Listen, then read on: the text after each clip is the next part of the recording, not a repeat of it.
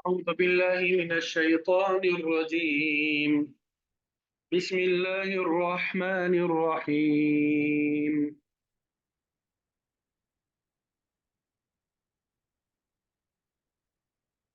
قل من يكلؤكم بالليل والنهار من الرحمن بل هم عن ذكر ربهم معرضون أم لهم آلهة تمنعهم من دوننا لا يستطيعون نصر أنفسهم ولا هم منا يصحبون بل متعنا هؤلاء وآباءهم حتى طال عليهم العمر أفلا يرون أنا نأتي الأرض ننقصها من أطرافها أفهم الغالبون قل إنما أنذركم بالوحي ولا يسمع الصم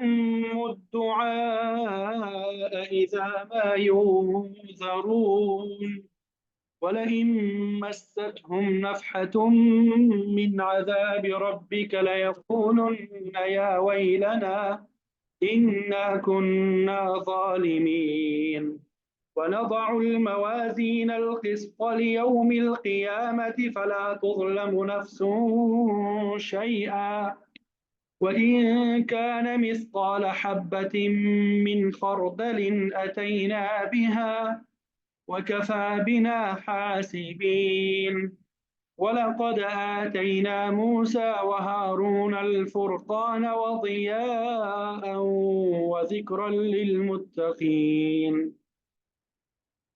الذين يخشون ربهم بالغيب وهم من الساعة مشفقون وهذا ذكر مبارك أنزلناه أفأنتم له منكرون صدق الله العظيم. الحمد للہ آپ کے سامنے سورۃ الانبیاء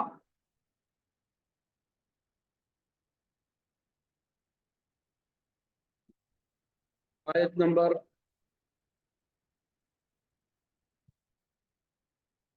40 سے بلکہ آیت نمبر 42 سے آیت نمبر 50 تک تلاوت کی سعادت حاصل ہوئی۔ سب سے پہلے ان آیات کا ترجمہ اور پھر جو مفسرین نے تفسیر بیان کی ہے وہ انشاءاللہ آپ کے سامنے ذکر کریں گے۔ تو جو پہلی آیت ہے، قل آپ کہہ دیجئے، من یکلؤکم، من کا معنی یہاں پہ کون کریں گے، استفہامیہ ہے، ٹھیک ہے۔ یکلؤ، یکلؤ وہ محفوظ رکھتا ہے، جب یہ الگ ترجمہ کریں گے تب اس کا ترجمہ ہوتا ہے وہ محفوظ رکھتا ہے کم تمہیں، وہ محفوظ رکھتا ہے کم تمہیں، لیکن جب دونوں کو ملائیں گے من یکلؤکم تو اس کا وہ کو مٹھا دیں گے، پھر ترجمہ ہوگا کون محفوظ رکھتا ہے تمہیں، باللیل رات کو، والنہار اور دن کو، والنہار اور دن کو، من الرحمن رحمان کے عذاب سے، رحمان کے عذاب سے، کون محفوظ رکھتا ہے تمہیں رات کو اور دن کو رحمان کے عذاب سے، رحمان کے عذاب سے، بلکہ آپ کہہ دیجئے، ہم وہ سب، عن ذکر ربہم، عن کا معنی ہوتا ہے سے، ذکر ربہم اپنے رب کے ذکر سے، وہ سب اپنے رب کے ذکر سے معرضون اعراض کرنے والے ہیں۔ اے پیغمبر آپ کہہ دیجئے کون ہے جو تمہاری حفاظت کرتا ہے دن رات میں اللہ تعالیٰ کی عذاب سے، اللہ تعالیٰ کے عذاب سے، بلکہ یہ لوگ اپنے رب کی یاد سے اعراض کرنے والے ہیں۔ ہم کیا لہم ان کے لیے آلیہتن کئی معبود ہے، تمنعوہم تمنعو وہ بچاتے ہیں روکتے ہیں انہیں، من دوننا ہمارے علاوہ سے ہمارے سوا سے، کیا ان کے لیے کوئی اور الہ ہے جو ان کی حفاظت کرتے ہیں، جو انہیں بچاتے ہیں ہمارے علاوہ سے؟ لا یستطیعون وہ سب طاقت نہیں رکھتے، لا نہیں، یستطیعون وہ سب طاقت رکھتے ہیں، نصر انفسہم اپنی جانوں کی مدد کی، ولا ہم یعنی وہ سب جو ہے اپنے نفسوں کی مدد کی بھی طاقت نہیں رکھتے، ولا اور نہ ہی وہ سب جو ہے منا ہماری طرف سے یسحبون ان کا ساتھ دیا جائے گا، ان کی رفاقت کی جاتی ہے، اور نہ ہماری طرف سے ان کی رفاقت کی جاتی ہے، نہ ہماری طرف سے ان کی رفاقت کی جاتی ہے، بلکہ متعنا ہم نے فائدہ دیا، بل متعنا بلکہ ہم نے فائدہ دیا ہؤلاء کو، وآباءہم اور ان کے آباء و اجداد کو، وآباءہم اور ان کے آباء و اجداد کو، حتی یہاں تک کہ طال لمبی ہو گئی علیہم ان پر العمر عمر، یہاں تک کہ لمبی ہو گئی ان پر عمر، بلکہ ہم نے فائدہ دیا ان لوگوں کو اور ان کے آباء و اجداد کو یہاں تک کہ ان کی عمریں دراز ہو گئی، لمبی ہو گئی۔ افلا یرون تو بلا کیا وہ سب نہیں دیکھتے، انا کہ بے شک ہم نأتی آتے ہیں الارض زمین کو، بے شک ہم چلے آ رہے ہیں زمین پر، ننقصها ہم گٹھاتے ہیں اسے، کم کرتے ہیں اسے، من اطرافها اس کے اطراف سے، افہم تو پھر کیا وہ الغالبون سب غالب آنے والے ہیں،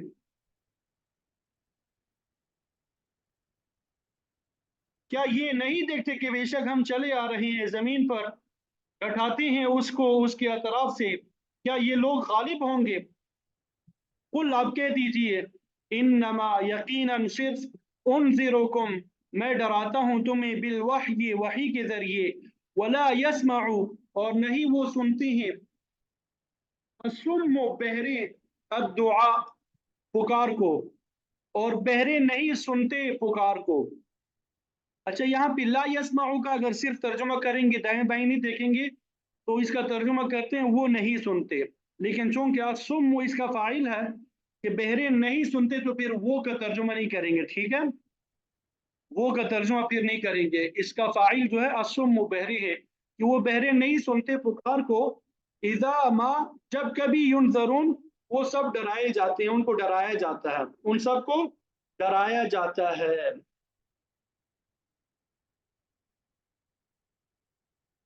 اے پیغمبر آپ کہہ دیجئے کہ بے شک میں ڈراتا ہوں تم کو وحی الہی کے ساتھ، اور نہیں سنتے بہرے لوگ پکار کو جس وقت کہ ان کو ڈرایا جاتا ہے، وَلَئِن اور یقیناً اگر مَسَّتْهُمْ چھو جائے انہیں نفحۃ ایک لپٹ، ایک باپ،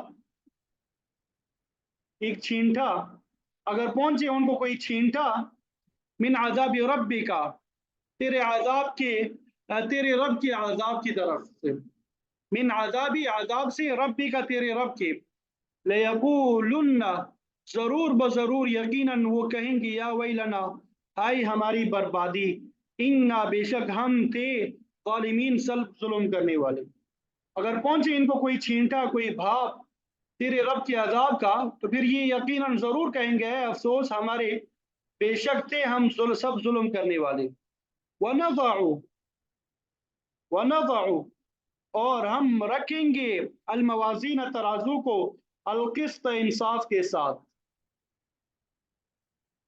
لیوم القیامت قیامت کے دن کو، فلا تظلم پھر ظلم نہیں کیا جائے گا کسی جان پر شیئا کچھ بھی، اور رکھیں گے ہم ترازو انصاف کے قیامت والے دن، बस जुल्म नहीं किया जाएगा किसी नफ्स पर। वइन कान मिस्काल हब्बतिन, वइन कान अगर होगा, मिस्काल हब्बतिन दाने के बराबर, मिन खर्दरिन राई से, राई के दाने के बराबर, अतईना हम ले आएंगे, बेहा उसको भी, वकफा बिना और काफी है हमारे लिए, हासिबीन हिसाब करने वाले।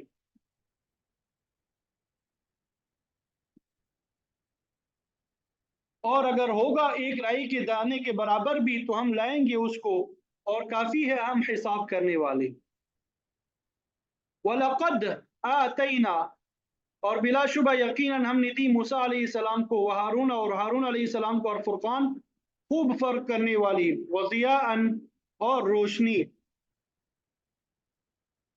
फैसला करने वाली, फर्क करने वाली चीज रोशनी, व ज़िक्रा और नसीहत, लिलमुत्तकीन सब परहेजगारों के लिए। अल्लज़ीना वो लोग जो, यख्शौना सब डरते हैं, रब्बहुम अपने रब से, बिलगैब बगैर देखे, वहुम और वो सब, मिनस्साअत क़यामत से, मुशफ़िकून सब डरने वाले हैं। वहादा और ये ज़िक्र एक नसीहत है, मुबारकुन बरकत की हुई, बाबरकत, अनज़लनाहु हमने नाजिल किया उसे, अफ़अंता तो क्या तुम, लहू उसके लिए, मुनकिरून इनकार करने वाले हो। बस क्या तुम सब इनकार करने वाले हो। और ये एक नसीहत है बरकत वाली, जिसको हमने उतारा है, बस क्या तुम इनकार करने वाले हो, बस क्या तुम इनकार करने वाले हो। तो ये इन आयात का तर्जुमा है जो आपके सामने बयान कर दिया। उम्मीद करता हूँ कि तर्जुमे की समझ आ गई होगी। अब मुफस्सिरीन ने जो तफसीर बयान की है वो इंशाल्लाह आपके सामने जिक्र करेंगे। यहाँ तक बात सबको समझ आ गई है? जी ज़रा कंफर्म कर दे तमाम तलबा और तालिबात को, यहाँ तक बात समझ आ गई सारी?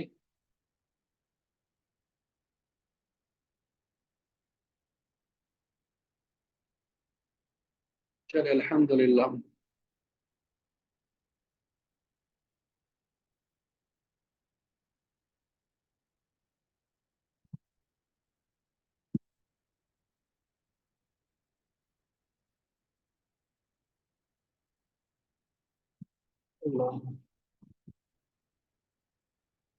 फिर में मैंने आपको बताया था कि सूरतुल अंबिया में बुनियादी तौर पे तीन मसाइल को जिक्र किया गया है: तौहीद, रिसालत, तौहीद, रिसालत और माआद।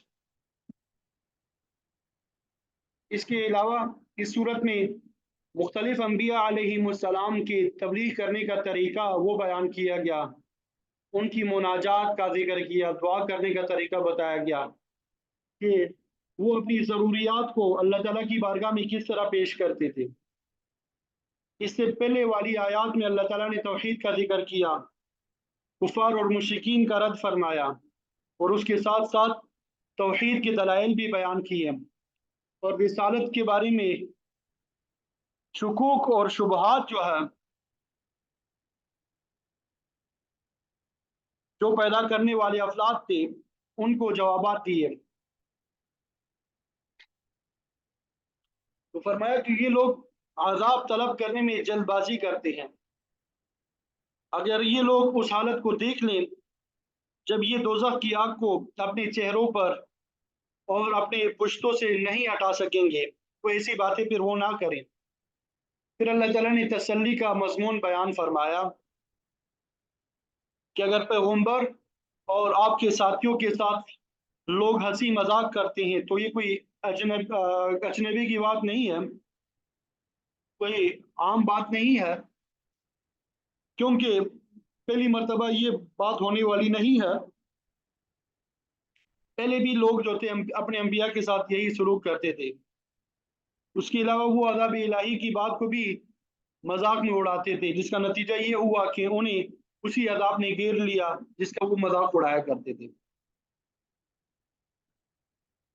तो गुज़िश्ता आयत में आखिरत के अज़ाब के बारे में फरमाया था कि तुम अज़ाब इलाही से नहीं बच सकोगे, तुम अज़ाब इलाही से नहीं बच सकोगे। اب اس دنیا کے بارے میں فرمایا جا رہا ہے، قل، اے پیغمبر علیہ السلام آپ فرما دیجیے، من یکلؤکم باللیل والنہار من الرحمن، کون ہے جو دن رات تمہاری نگرانی اور حفاظت کرتا ہے اللہ تعالیٰ کی گرفت سے، اللہ تعالیٰ کے عذاب سے؟ کیا تم خود اپنی حفاظت کرتے ہو یا تمہاری معبودان باطلہ تمہاری حفاظت کے ذمہ دار ہے؟ حقیقت یہ ہے کہ اس دنیا میں بھی نہ کوئی انسان کسی انسان کی حفاظت کرتا ہے اور نہ کوئی جن حفاظت کرتا ہے، بلکہ ساری مخلوق کی حفاظت کا انتظام خود اللہ تعالیٰ نے ہی کیا ہوا ہے۔ بالخصوص انسان کی حفاظت کے لیے اللہ تعالیٰ نے اپنے فرشتوں کو مقرر کیا ہوا ہے۔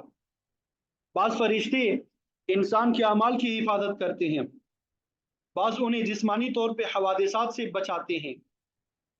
سورہ قاف میں موجود ہے، ما یلفظ من قول الا لدیہ رقیب عتید، کہ انسان کی زبان سے جو بھی لفظ نکلتا ہے، جو بھی ہم لفظ نکالتے ہیں، اللہ تعالیٰ کے فرشتے جو ہے اسے فوراً ریکارڈ میں محفوظ کر لیتے ہیں۔ سورہ انفطار میں کرامن کاتبین فرشتوں کا خاص طور پہ ذکر آیا ہے، وَإِنَّ عَلَيْكُمْ لَحَافِظِينَ کرامن کاتبین، بے شک تمہارے اوپر محافظ مقرر ہے جنہیں کرامن کاتبین کہا جاتا ہے، یعنی معزز لکھنے والے، جو کچھ تم کرتے ہو وہ جانتے ہیں، لکھتے چلے جاتے ہیں۔ اس طرح گویا تمہارے تمام اعمال محفوظ کیے جاتے ہیں، انہیں قیامت کے دن اعمال نامی کی صورت میں تمہارے سامنے رکھ دیا جائے گا۔ حدیث شریف میں آتا ہے کہ اللہ تعالیٰ فرمائے گا، یا بنی آدم انما ہی اعمالکم احصیھا علیکم، اے بنی آدم یہ تمہارے اعمال ہے جنہیں ہم نے محفوظ کر رکھا ہے۔ اگر یہ تمہارے اعمال اچھے ہیں تو اللہ تعالیٰ کا شکر ادا کرو، اگر برے ہیں تو اپنے آپ کو ملامت کرو۔ ہم نے تمہاری اس کمائی سے کوئی ذرہ جو ہے وہ بھی ضائع نہیں ہونے دیا۔ انسانوں کے اقوال اور اعمال کی حفاظت کے علاوہ اللہ تعالیٰ نے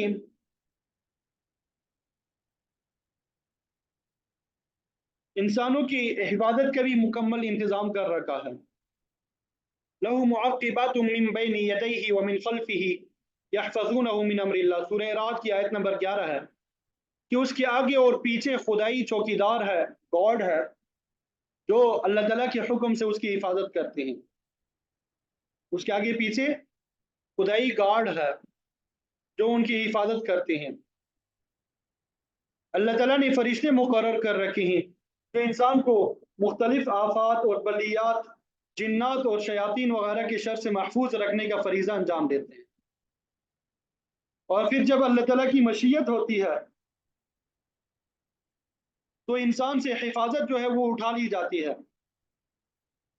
اور وہ کسی حادثے کا شکار ہو جاتا ہے یا کسی تکلیف اور مصیبت میں مبتلا ہو جاتا ہے۔ تو فرمایا ذرا غور تو کرو کہ تمہیں اللہ تعالیٰ کی گرفت سے، اللہ تعالیٰ کے عذاب سے دن رات کون بچاتا ہے۔ اگر صرف اسی معاملے میں غور فکر کرو گے تو اللہ تعالیٰ کی وحدانیت تمہیں صحیح طریقے سے سمجھ آ جائے گی۔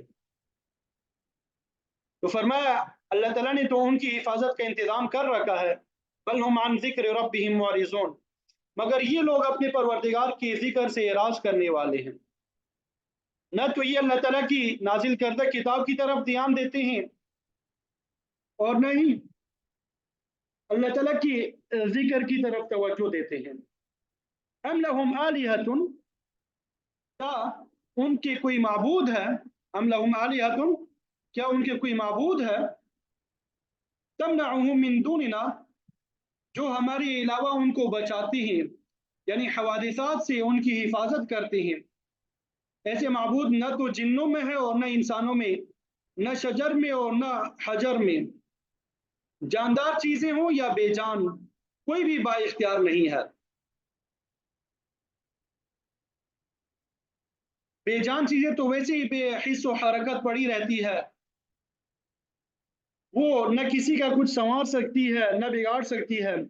البتہ جو جاندار ہے وہ بھی اختیار سے خالی ہے، ان میں نفع یا نقصان پہنچانے کی صفت نہیں پائی جاتی، کیونکہ نفع اور نقصان دینے والی ذات جو ہے صرف اللہ تعالیٰ کی ہے، قادر مطلق ہے، علیم کل ہے، خالق ہے، تمام امور کو چلانے والے ہیں، کوئی بھی ان صفات کا حامل نہیں ہو سکتا۔ اسی لیے فرمایا کہ کیا ان کے لیے ہمارے علاوہ کوئی اور معبود بھی ہے جو ان کی حفاظت کرتے ہیں؟ تو پھر خود ہی اس کا جواب دیا، لا يستطيعون نصر انفسهم، وہ تو اتنے بیچارے ہیں کہ وہ خود اپنی مدد بھی نہیں کر سکتی، جہاں چاہاں پھینک دیا وہ پڑے رہتے ہیں، ان کے ساتھ جو سلوک چاہو کر لو، وہ تو فریاد بھی نہیں کر سکتے، چاہے انہیں توڑا پھوڑا جائے۔ اور جو جاندار ہے، مثلا ملائکہ، جنات یا انسانوں میں سے انبیاء اور اولیاء، تو ان کو بھی تو اختیار نہیں ہے، وہ کسی کی غائبانہ مافوق الاسباب مدد کر سکے، کوئی اختیار نہیں ہے، یا کسی کو نفع اور نقصان پہنچا سکے۔ وہ تو خود اقرار کرتے ہیں، انت ولینا، مولا کریم تو ہی ہمارا کارساز ہے۔ مخلوق میں سب سے بزرگ ترین ہستی اللہ تعالیٰ کے بعد آپ صلی اللہ علیہ وسلم کی ذات مبارکہ ہے۔ اللہ تعالیٰ نے آپ کی زبان سے بھی یہ اعلان کروا دیا، لا املک لنفسی نفعا ولا ضرا الا ما شاء اللہ، کہ میں تو کسی نفع نقصان کا مالک نہیں ہوں سوائے اس کے جو اللہ تعالیٰ چاہے۔ آپ نے یہ اعلان بھی فرما دیا کہ اے لوگو، انی لا املک لکم ضرا ولا رشدا، میں تمہارے حق میں بھی کسی نفع نقصان کا مالک نہیں ہوں۔ ہر قسم کی اختیارات جو ہے وہ تو اللہ تعالیٰ ہی کے پاس ہے، میرا کام تو صرف یہ ہے کہ میں وحی الہی کا خود بھی اتباع کروں اور تم تک بھی پہنچا دوں۔ کسی کو منزل مقصود تک پہنچا دینا یا نفع نقصان پہنچانا یہ میرے اختیار میں نہیں ہے۔ تو یہاں فرمایا کہ وہ معبودان باطلہ خود اپنی بھی مدد نہیں کر سکتی، ولا ہم منا یصحبون، اور نہ ہماری طرف سے ان کی تائید کی جاتی ہے، ان کی مدد کی جاتی ہے کہ وہ جس طرح چاہیں کریں۔ تو فرمایا کہ جن معبودان باطلہ کی یہ لوگ عبادت کرتے ہیں وہ تو کسی نفع نقصان کے مالک نہیں ہے۔ حال تو یہ ہے، بل متعنا هؤلاء وآباءهم، کہ ہم ان مشرکوں اور کافروں اور ان کے آباء و اجداد کو بھی ہم نے فائدہ پہنچایا، ان کو رہنے کا سامان فراوانی کے ساتھ عطا کیا، خوشحالی عطا کی، حتی طال علیہم العمر، یہاں تک کہ ان کی عمریں دراز ہو گئی، لمبی ہو گئی، ان کو لمبی مدت تک خوشحالی عطا فرمائی، لیکن یہ آرام طلب ہو کے غفلت میں مبتلا ہو گئے، عقیدہ توحید کے بجائے شرک میں ملوث ہو گئے، پھر نبوت پہ اعتراض کرنے لگے حتیٰ کہ اس کا انکار کر دیا۔ افلا يرون ان ناتي الارض ننقصها من اطرافها، کیا یہ لوگ نہیں دیکھتے کہ ہم زمین کو اطراف سے گڑھاتے آ رہے ہیں، یعنی کفار کے پاؤں کے نیچے سے زمین نکل رہی ہے۔ مطلب یہ کہ اسلام کی ترویج کے ساتھ ساتھ کافروں کا تنزل شروع ہو چکا ہے، ان کے علاقوں پہ مسلمانوں کا تسلط قائم ہو رہا ہے۔ تو قبیلہ غفار اور اسلم کی مثال ہمارے سامنے ہے کہ وہ کثیر آبادی کے قبیلے مکہ سے لے کے شام تک کے علاقے میں پھیلے ہوئے تھے۔ ابو ذر غفاری رضی اللہ تعالیٰ عنہ کی تبلیغ سے آدھا قبیلہ غفار جو ہے وہ مسلمان ہو گیا، پھر جب آپ صلی اللہ علیہ وسلم ہجرت کر کے مدینہ منورہ تشریف لے آئے تو باقی آدھا قبیلہ بھی اسلام لے آیا، اور پھر جب قبیلہ اسلم والوں نے دیکھا کہ قبیلہ غفار اسلام لے آیا ہے وہ سب بھی مسلمان ہو گئے، تو اس طرح بہت بڑا علاقہ کفار کے قبضے سے نکل کے مسلمانوں کے تسلط میں آ گیا۔ اور بھی پہلے یہ دونوں قبیلے لوٹ مار کرتے، ڈاکے ڈالتے تھے، جب مسلمان ہو گئے تو آپ صلی اللہ علیہ وسلم نے ان کے حق میں دعا کی، غفار غفر اللہ لہا، اللہ تعالیٰ قبیلہ غفار کی غلطیوں کو معاف فرمائے، واسلم سلمہ اللہ، اور قبیلہ اسلم والوں کو اللہ تعالیٰ سلامتی میں رکھے۔ ان دو قبائل کے بعد پھر یمن، خیبر اور دوسرے عرب کے خطے بھی مسلمانوں کے تسلط میں آ گئے، حتیٰ کہ آپ صلی اللہ علیہ وسلم کی وفات کے وقت عرب کا سارا خطہ کفر سے پاک ہو چکا تھا۔ اس کے بعد عجم کے بڑے بڑے ممالک جو ہے، علاقے جو تھے وہ بھی مسلمانوں کے ہاتھوں میں آ گئے۔ اور اللہ تعالیٰ کا یہ فرمان جو ہے پورا ہو گیا کہ کیا یہ کافر لوگ نہیں دیکھتے کہ ہم اطراف سے زمین کو گٹھاتے چلے آ رہے ہیں، یعنی ان پر اللہ تعالیٰ کی زمین تنگ ہو رہی ہے۔ افہم الغالبون، کیا اب بھی یہ غلبی کی توقع رکھے ہوئے ہیں؟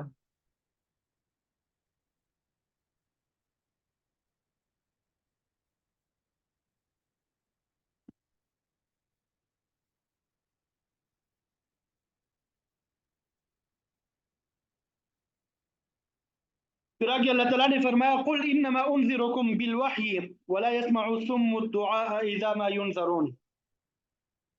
اے پیغمبر آپ ان سے کہتے کہ میں تمہیں وحی کے ذریعے ڈراتا ہوں، میں تمہیں وحی کے ذریعے ڈراتا ہوں، مگر بدقسمتی کی بات یہ ہے ولا يسمع الصم الدعاء اذا ما ينذرون کہ جتنا بھی ڈرایا جائے بہرے لوگ اس پکار کو سنتے ہی نہیں۔ جو لوگ اللہ کی دعوت پہ توجہ ہی نہیں کرتے ان کا یہی حال ہے۔ اللہ تعالیٰ نے کافروں کو مردوں کے ساتھ تشبیہ دی ہے جو بظاہر زندوں کی بات نہیں سنتے ہیں اور نہ اس سے فائدہ اٹھا سکتے ہیں، یا بہروں کے ساتھ جو سنتے ہی نہیں ہیں۔ ظاہر ہے کہ جو شخص کسی بات کو سنتا ہی نہیں ہے وہ اس سے فائدہ کیا اٹھائے گا؟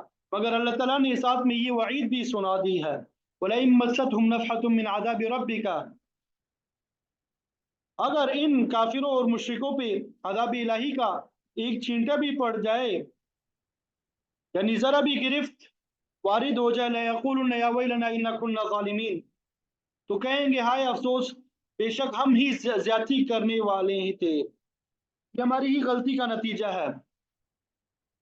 اس وقت ان کا غرور تکبر جو ہے وہ سب ختم ہو جائے گی، اپنی خباثت کا اقرار کریں گے۔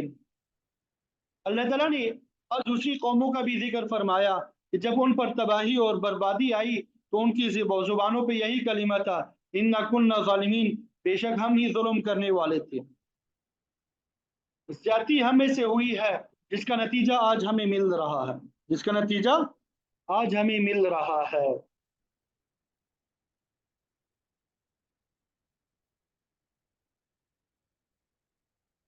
تو شروع میں آپ کو بتایا تھا کہ اس صورت کے اہم مضامین میں سے ایک اہم موضوع جزائے عمل بھی ہے۔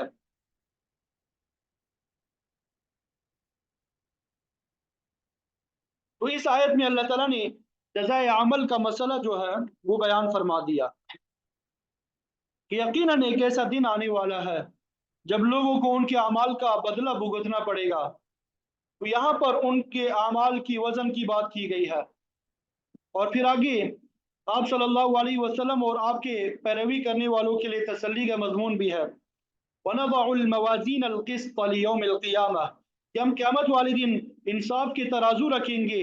جب محاسبہ اعمال کی منزل آئے گی تو اعمال کو تولنے کے لیے ترازو قائم کیے جائیں گے۔ فَلَا تُظْلَمُ نَفْسٌ شَيْئًا، تو بس کسی نفس پہ ذرا بر بھی ظلم نہیں کیا جائے گا، ہر شخص کو اس کے اعمال کا پورا پورا بدلہ ملے گا۔ اگر اچھے اعمال کیے ہیں تو ان کے مطابق درجات بلند ہوں گے، اور اگر برے اعمال انجام دیے ہیں تو پھر سزا کا مستحق ہوگا۔ کسی کے ساتھ بلا وجہ زیادتی نہیں کی جائے گی۔ سورہ اعراف میں بھی ہم نے پڑھا ہے والوزن یومئذ الحق، کہ اس دن کا وزن اعمال برحق ہے۔ تو یہاں پہ میزان کے لیے جمع کا صیغہ یعنی موازین استعمال فرمایا ہے۔ بعض مفسرین اس کی توجیہ یہ بیان کرتے ہیں کہ جمع کا صیغہ تعظیم کے لیے اور اس دن کی ہولناکی کے پیش نظر لایا گیا ہے، تاہم ترازو ایک ہی ہوگا۔ اللہ تعالیٰ قادر مطلق ہے، وہ ایک ہی ترازو پہ ساری مخلوق کے اعمال تولنے پہ قادر ہے، لیکن زیادہ قرین قیاس نظریہ یہ ہے کہ قیامت والے دن بہت سے ترازو قائم کیے جائیں گے، حتیٰ کہ ہر انسان کے لیے الگ میزان ہوگا، اس پہ اس کے اعمال تولے جائیں گے۔ اور یہ بھی ممکن ہے کہ اعمال کے ہر گروپ کے لیے علیحدہ علیحدہ ترازو ہوں گے، نماز کے لیے الگ، روزے کے وزن کے لیے الگ، اسی طرح جہاد کے لیے الگ، صدقہ اور خیرات کے لیے الگ میزان ہوگا۔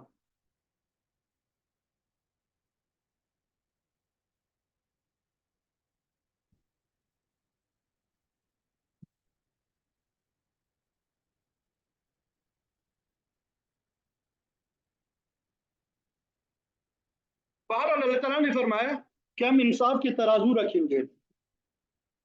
دوسرے مقام پہ بھی یہ آتا ہے کہ اگر کسی شخص کے پاس صرف کفر، شرک اور معیشت ہی ہے، معصیت ہی ہے، اس کے پاس کوئی نیکی نہیں ہے، اس کے اعمال کو تولنے کی ضرورت نہیں ہوگی۔ فَيُؤْخَذُ بِالنَّوَاصِي وَالْأَقْدَامِ، ایسے لوگوں کو سر اور پاؤں سے پکڑ کے جہنم میں پھینک دیا جائے گا، جیسا کہ سورہ کہف میں ہے کہ جن کے نامہ اعمال میں ایمان اور نیکیاں نہیں ہوں گی بلکہ کفر ہوگا، ان کے اعمال نامے نہیں تولے جائیں گے۔ فَلَا نُقِيمُ لَهُمْ يَوْمَ الْقِيَامَةِ وَزْنًا، ہم ان کے لیے میزان قائم نہیں کریں گے۔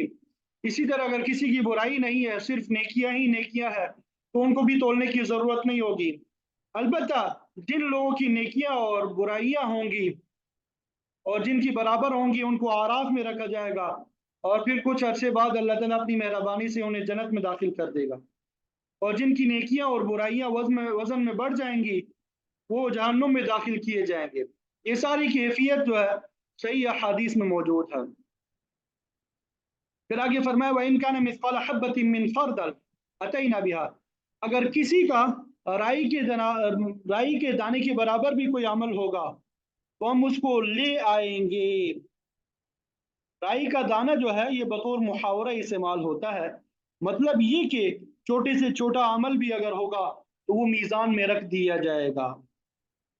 سورہ زلزال میں ہے فَمَن يَعْمَلْ مِثْقَالَ ذَرَّةٍ، کہ جو ذرا بر بھی اچھا یا برا عمل کرے گا قیامت والے دن اس کو اپنے سامنے پائے گا۔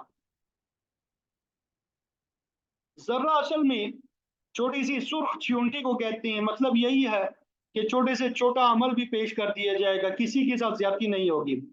وَكَفَى بِنَا حَاسِبِينَ، اور ہم کافی ہے خطاب لینے والے، یعنی ہمارے محاسبے سے نہ کوئی چھوٹا عمل بچ سکتا ہے اور نہ بڑا۔